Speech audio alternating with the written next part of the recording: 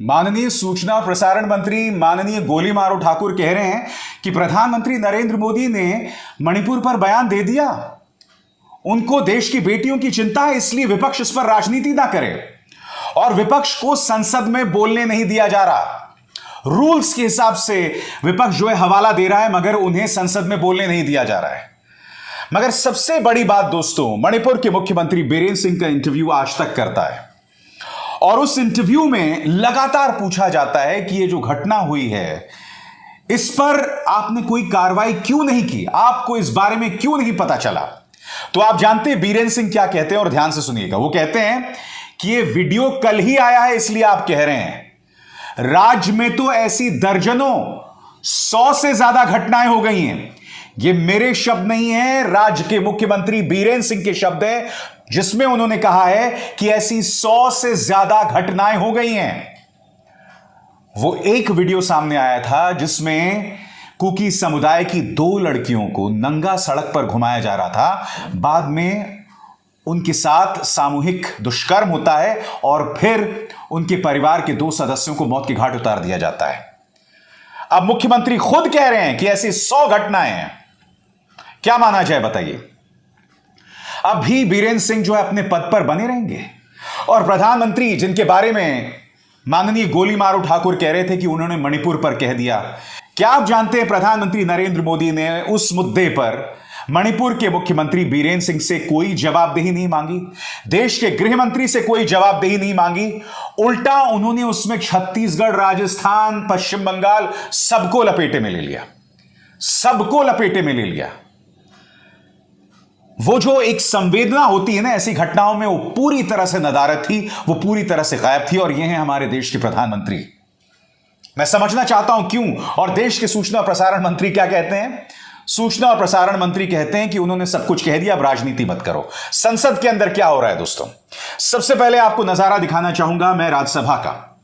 राज्यसभा में देखिए तृणमूल कांग्रेस के सांसद डेरेक ओ ब्रायन किस उग्र अंदाज में अपनी बात रख रहे हैं कि एक बार जब यह तय हो गया कि रूल 267 के अंतर्गत चर्चा होगी तो बाकी तमाम चर्चाएं बेमानी हो जाती हैं, बाकी तमाम कार्रवाई बेमानी हो जाती है। सुनिए किस अंदाज में उन्होंने कहा, पूरी चीज को सुनिएगा, फिर मैं उसकी चर्चा करता हूं।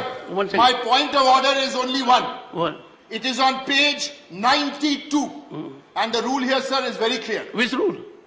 267 rule. I'm reading 267, the first line. Page 92 says, I'm on any this agenda. rule be suspended in its application to a motion to the business listed before the council of the day. The rule in question shall be suspended for the time being. This means no other business till 267 is discussed first. Where does 176 come into this? There's no 176. It is on 267 and we want a discussion here on Manipur. We want a discussion and the Prime Minister has to open his mouth. One second. Manipur. How can he open it? Honorable member. How is the Prime Minister One of second, India? one second. How is the Prime Minister? Honorable.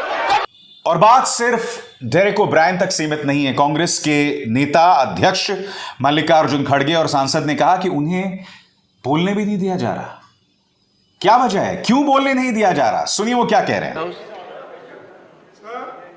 I am raising my hand and I am not given chance to speak on 267 rules, and 267 I have already given earlier morning 9 o'clock. I sent my people before that only so that others can give. You should submit because tomorrow you can say that you have not given the notice in time. So I have made my full efforts to attract your attention and give notice. But unfortunately, I am not allowed to raise this 267. And you know the Manipur is burning. And Manipur is burning. And the women are raped and naked, paraded, everything. And Prime Minister is keeping quiet. He is giving statement outside. मगर जैसा कि सरकार से उम्मीद की जा सकती है, मंत्री पीयूष गोयल सामने आते हैं और उस मुद्दे को सीधा संबोधित करने के बजाय वो भी राजस्थान, छत्तीसगढ़, पश्चिम बंगाल सबकी बात कर रहे हैं दोस्तों।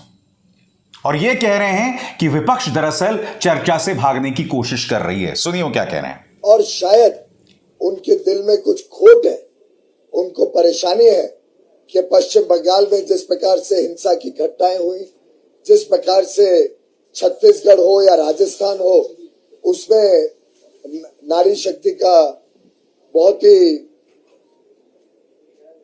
दुर्भाग्यपूर्ण परिस्थितियां हैं। ऐसे में जब सरकार ने स्पष्ट कर दिया कि हम मणिपुर की घटनाओं पर चर्चा करने के लिए तैयार हैं, उसके बावजूद कांग्रेस और बाकी विपक्षी दल सदन की कार्रवाई को डिस्टर्ब करें। और आप जानते हैं सबसे शर्मनाक बात क्या है? भारतीय जनता पार्टी का प्रचार तंत्र, उनका मीडिया जिस तरह से देश के गृह मंत्री को बचाने का प्रयास कर रहा है। आपके स्क्रीन पर न्यूज 18 की ये पत्रकार हैं, कोई कह रही हैं अमित शाह के बारे में गोइंग फॉर द किल। मणिपुर के दौरान इस किल शब्द का क्यों इस्तेमाल किया जा रहा है? और जिस व्यक्ति की जवाबदेही तय की जानी चाहिए उसके बारे में कहा जा रहा है गोइंग फॉर द किल। शर्म आती है अंबानी के न्यूज चैनल के इन पत्रकारों को। और बात यहां नहीं है, एक और पत्रकार हैं जिनके बारे में स्वर्गीय राजीव त्यागी ने बहुत ही ऐतिहासिक शब्द कहे थे। इसका शर्मनाक बयान आपके स्क्रीन पर। There are complete double standards of lobby. They shout on Manipur but they keep quiet on Bengal violence and rapes. Recent incidents is big example of double standards.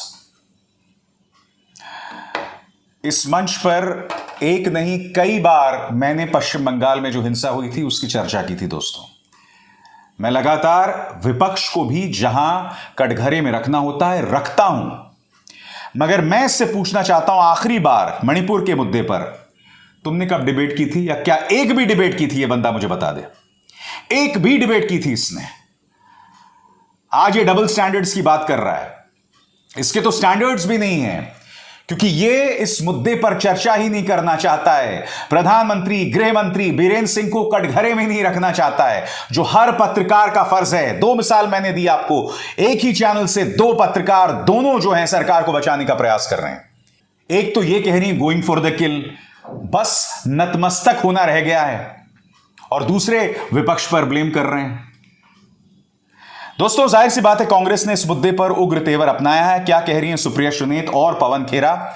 Supriya Shrinate का आपका बयान। प्रधानमंत्री मोदी सत्र शुरू होने से पहले 8 मिनट 25 सेकंड बोले और उनके पास मणिपुर के लिए सिर्फ 36 सेकंड थे। मणिपुर पर बोलने के बजाय आप राजस्थान और छत्तीसगढ़ पर ताने देने लगे। घटना 77 दिन पुरानी है और आपको वाकई में अब पता चल रहा है इस बारे में। सच तो यह है कि इस हैवानियत के आप भी उतने ही जिम्मेदार हैं जितने वीडियो में दिखने वाले दरिंदे। बहुत बड़ी बात कही है। सुप्रिया श्रीनेत कह रही हैं कि प्रधानमंत्री नरेंद्र मोदी भी इस हैवानियत के जिम्मेदार हैं जितने उस वीडियो में दिखने वाले दरिंदे, और वो धिक्कार है शब्द का इस्तेमाल कर रही हैं।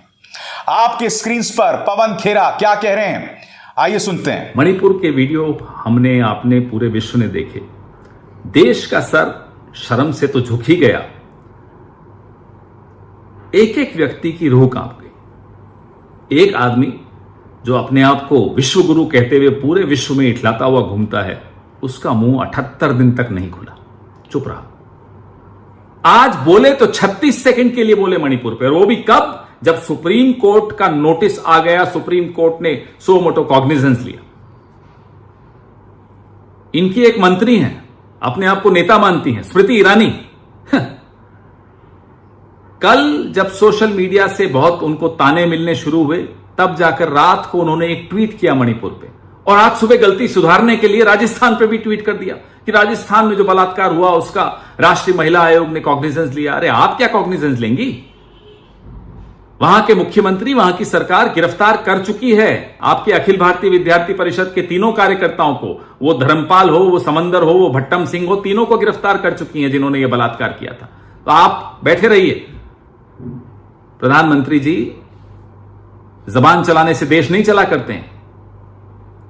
देश चलाने के लिए, देश का नेता बनने के लिए दिल होना चाहिए, और दिल में देश के लिए एक जगह होनी चाहिए। वो दिल देश के लिए धड़कना चाहिए। माफ कीजिएगा, आपका दिल इस देश के लिए नहीं धड़कता। बिल्किस बानो पे जो चुप रहे, वो मणिपुर पे क्या बोलेंगे? नहीं चाहिए इस देश को विश्व गुरु।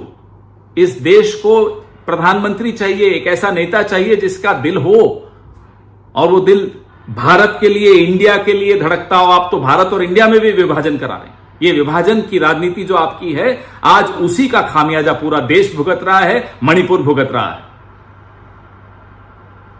देश लानत भेज रहा है आज आपकी सरकार पर। अभी 1 साल बचा है, इस देश को और गर्त में दाने से रोकिए। अपनी इस बांटने वाली राजनीति को बंद कीजिए, इस पर विराम लगाइए, नहीं तो देश का इतिहास आपको कभी कभी कभी माफ नहीं करेगा। You will be relegated in the dustbin of India's history. तो पवन खेरा का कहना है, माफ कीजिए प्रधानमंत्री, आपका दिल जो है इस देश के लिए नहीं धड़कता। दोस्तों, मगर मैं आपका ध्यान खींचना चाहूंगा मेरी पत्रकार मित्र रोहिणी सिंह के इस ट्वीट की तरफ। अंग्रेजी में है, बहुत कुछ कहता है ये ट्वीट। इससे पता चलता है कि इनका प्रचार तंत्र अंदर से किस कदर गल गया है। इनके अंदर थोड़ी सी भी संवेदना नहीं है, क्योंकि ऐसी आपको ढेरों मिसाल मिल जाएंगी ट्विटर और फेसबुक पर, जो बलात्कारियों के किए को जायज ठहरा रहे हैं। क्या कह रही है Rohini? Looking at the sort of filth and abuse the Bhakt Mandali is peddling on Manipur and the vicious trolling and attacks on anyone seeking government accountability and justice only demonstrates that these people will defend the most unspeakable horrors if it is committed in states ruled by their leaders. No supporter of any other political party viciously defends barbarity like the Bhakt Mandali. Rohini यहां कह रही हैं कि जिस तरह का जहर भक्त मंडली, अंधभक्त जो हैं मणिपुर के मुद्दे पर निकाल रहे हैं, खासकर जो लोग सरकारी जवाबदेही को लेकर सवाल कर रहे हैं, मसलन मेरे जैसे पत्रकार, जिस तरह से भक्त मंडली उन पर निशाना साध रही है, यह साबित करता है कि जिन राज्यों में भाजपा की सरकार है, उसकी हर गलत चीज को सही ठहराने के लिए यह तमाम हदों को पार करने को तैयार है। और सबसे शॉकिंग बात, कोई भी पॉलिटिकल पार्टी का समर्थक इतना जहरीला नहीं होता जितना इस पॉलिटिकल पार्टी के अंधभक्त। मुद्दों को संबोधित करने के बजाय प्रधानमंत्री नरेंद्र मोदी की भाषा एक ट्रोल जैसी हो जाती है, जिसमें वो दूसरे राज्यों का जिक्र करते हैं। प्रधानमंत्री, आप 77 दिन बाद बोल रहे हैं। मैं आपसे रोज सवाल किया करता था जब मैंने मणिपुर पर शो किया था, मणिपुर पर आप खामोश क्यों हैं? आपके मुंह से शब्द नहीं निकल रहा था। यह तो वो वीडियो आया तब जाकर आपने मुंह खोला। आपकी महिला बाल विकास कल्याण मंत्री का सिर्फ एक काम है, राहुल गांधी को ट्रोल करना, और उसके अलावा कुछ नहीं। सच तो यह है, आज आपने बतला दिया है कि यह जो नारा है ना, एक अकेला सब पर भारी, यह बेईमानी है। यह कहीं ना कहीं जोड़ रहा है आपकी छवि को कायरता से। मैं आपको बताता हूं क्यों। क्योंकि जब असली मुद्दे आते हैं तो आप पीछे हो जाते हैं, आप चुप हो जाते हैं। आप पूर्व प्रधानमंत्री मनमोहन सिंह को मौन मोहन सिंह कहते थे। कम से कम वो प्रेस कॉन्फ्रेंसेस किया करते थे, मुद्दों पर बोलते थे। आप ना चीन पर बोलते हैं, ना बृजभूषण शरण सिंह पर कुछ कहते हैं, ना बाढ़ पर कुछ कहते हैं। मणिपुर पर आपने सिर्फ इसलिए कहा क्योंकि एक वीडियो सामने उभर कर आ गया था, वो तस्वीर जो दुनिया भर में भारत को शर्मसार कर रही थी। दोस्तों, एक बात बता दूं, और ये बात बहुत ध्यान से सुनिएगा। जो वीडियो सामने उभर कर आया है वो है कुकी समुदाय की 2 महिलाओं पर अत्याचार को लेकर। मगर मैंने इंटरनेट पर ऐसे कुछ वीडियोस देखे हैं जिसमें मैतेई समुदाय के साथ जो अत्याचार हुआ है। मसलन एक वीडियो मैंने दिखा था, जो जाहिर सी बात है मैं आपको नहीं दिखा सकता, क्योंकि इस मंच पर सिद्धांत के तौर पर हिंसा, बलात्कार से जुड़ी जो वीडियोस हैं वो नहीं दिखाई जाएंगी। वो वीडियो मैंने देखा दोस्तों, और उस वीडियो में दावा किया गया है सड़क के आसपास मैतेई समुदाय के लोगों की लाशें बिखरी पड़ी हैं, और कुकी समुदाय से जुड़ा कोई व्यक्ति उसका वीडियो ले रहा है और खुश हो रहा है। अत्याचार दोनों के साथ हुआ है और सरकार उस अत्याचार को रोकने में नाकाम रही है। यकीनन निशाना इस वक्त कुकी समुदाय के लोगों पर है, क्योंकि वो माइनॉरिटी में है। मगर इसका मतलब यह नहीं कि मैतेई समुदाय के लोगों पर हमले नहीं हो रहे हैं, उन पर भी हमला हो रहा है। मगर इस मुद्दे को कुकी बना मैतेई बनाने की जरूरत नहीं है। हिंसा का शिकार दोनों हैं, मरहम की जरूरत दोनों को है। मगर माफ कीजिएगा, देश के गृह मंत्री और देश के प्रधानमंत्री के पास मरहम नहीं है। इनके पास सिर्फ राजनीति है। इनके पास सिर्फ जरिया है विपक्ष पर निशाना साधने का, बस।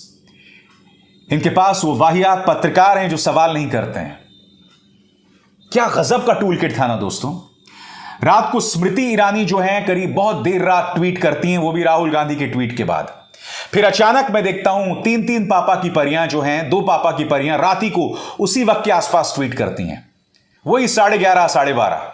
फिर अगले दिन एक और पापा की परी जिसने एक बार अपने नाम के साथ मोदी लगा दिया था, वो भी ट्वीट करती हैं। कहने का अर्थ यह दोस्तों कि बाकायदा एक टूल किट काम कर रहा है। जब तक मोदी जी की तरफ से आदेश नहीं आएगा, ये लोग भारतीय जनता पार्टी शासित किसी राज्य पर कोई टिप्पणी नहीं करने वाले। ये लोग सब अपनी नौकरी बचा रहे हैं, और न सिर्फ नौकरी बचा रहे हैं, समानांतर तौर पर इनके कई ऐसे काम चल रहे हैं, क्योंकि अगर इन्होंने सवाल करना शुरू किया तो वो काम बंद हो जाएंगे। कई ऐसे पत्रकार हैं जिनके खिलाफ आरोप हैं गंभीर, अगर उन्होंने सरकार से सवाल करना शुरू कर दिया तो फिर से तिहाड़ जाना पड़ेगा उन्हें। ऐसे लोगों में कहां से हिम्मत होगी, आप खुद बताइए। अभिसार शर्मा को दीजिए इजाजत। नमस्कार। स्वतंत्र और आजाद पत्रकारिता का समर्थन कीजिए, सच में मेरा साथी बनिए। बहुत आसान है दोस्तों, इस ज्वाइन बटन को दबाइए और आपके सामने आएंगे ये 3 विकल्प, इनमें से एक चुनिए और सच के इस सफर में मेरा साथी बनिए।